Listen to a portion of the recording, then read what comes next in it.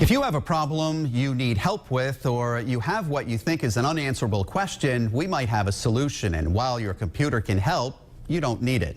Eyewitness News reporter Walt Muto has more in this week's Street Stories. Forget about Google. There are real people nearby with real answers only a phone call away.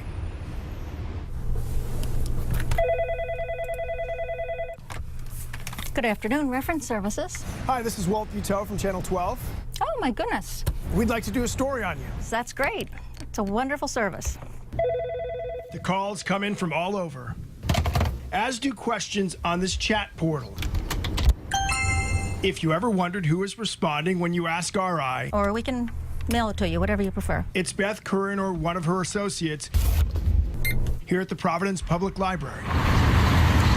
You're like Google, aren't you?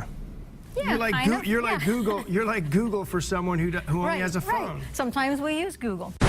They do what? Sometimes we use Google.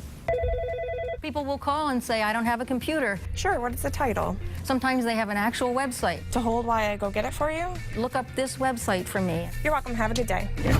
Answers are also pulled from one of their countless other resources, which might send Beth to a primitive device known as a card catalog.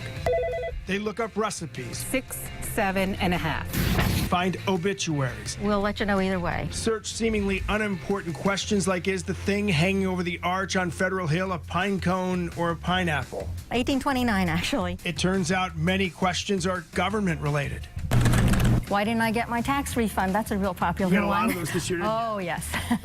And of course, we feel terrible because we can't really do anything about it, except tell them they're not alone. She tells us librarians have been happily helping people answer questions and solve problems for decades. Yep, I'll hold it for you. Would you like to see that one? But this helps anyone without a computer, as well as others who get stumped with one, Which is also a good book. even if the way questions are asked and answered now would have shocked her decades ago. All the years that librarians kept indexes and files and all kinds of resources so they're ready for questions. Oh, I would have been amazed if you told me I could just sit at a computer and find my answers. And they're not the least bit worried that this story might bring more questions. They are ready to help. On Washington Street in Providence, Walt Muto, Eyewitness News.